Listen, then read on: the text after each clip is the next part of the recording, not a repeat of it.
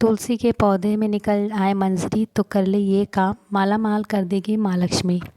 हिंदू धर्म में तुलसी को बहुत ही पूजनीय और पवित्र माना जाता है। शास्त्रों के अनुसार माना जाता है कि जितना महत्वपूर्ण तुलसी का पौधा होता है उतना ही विशेष तुलसी की मंजरी भी कहलाती है। कहते हैं कि श्रीहरि की पूजा में अगर तुलसी मंजरी अर्पित की जाए तो भगवान विष्णु की कृपा के साथ साथ माँ लक्ष्मी की कृपा भी प्राप्त होती है। वास्तुशास्त्र के अनुसार पूजा पाठ में तुलसी की मंजरी का प्रयोग करना बहुत ही शुभ माना जाता है। तो चलिए जानते हैं कि तुलसी में अगर मंजरी निकल आए तो कौन से उपाय करने चाहिए। नंबर 1, श्री हरि को करें अर्पित। मान्यता है कि भगवान विष्णु को तुलसी बेहद प्रिय है।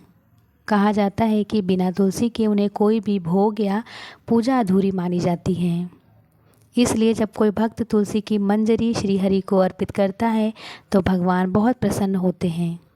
ऐसे करने से जीवन में पुण्य मिलता है। अगर आप पैसों की दिक्कत से परेशान हैं तो हर शुक्रवार को माँ लक्ष्मी को तुलसी की मंजरी अर्पित करें।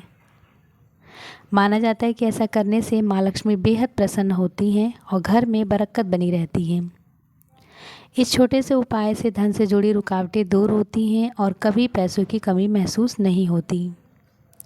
घर परिवार में सुख समृद्धि का माहौल बना रहता है। नंबर 3, गंगा जल में डालें। अगर घर में आए दिन झगड़े की स्थिति बनी रहती है तो एक आसान उपाय ज़रूर करें।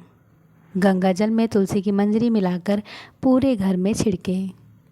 ऐसा करने से घर का माहौल धीरे धीरे शांत होने लगेगा।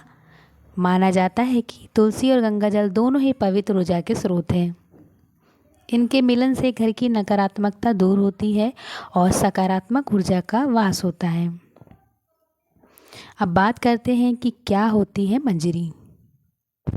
तुलसी की मंजरी दरअसल तुलसी के पौधे का वह हिस्सा होता है जहाँ छोटे छोटे फूल एक साथ गुच्छे के रूप में लगे होते हैं। इसे आप तुलसी का फूल भी कह सकते हैं, लेकिन शास्त्रों में इसे मंजरी कहा गया है। धार्मिक मान्यता के अनुसार तुलसी की मंजरी बहुत पवित्र मानी जाती है। पूजा, व्रत, कथा और विशेष रूप से भगवान विष्णु की कृष्ण की आराधना में इसका उपयोग शुभ माना जाता है।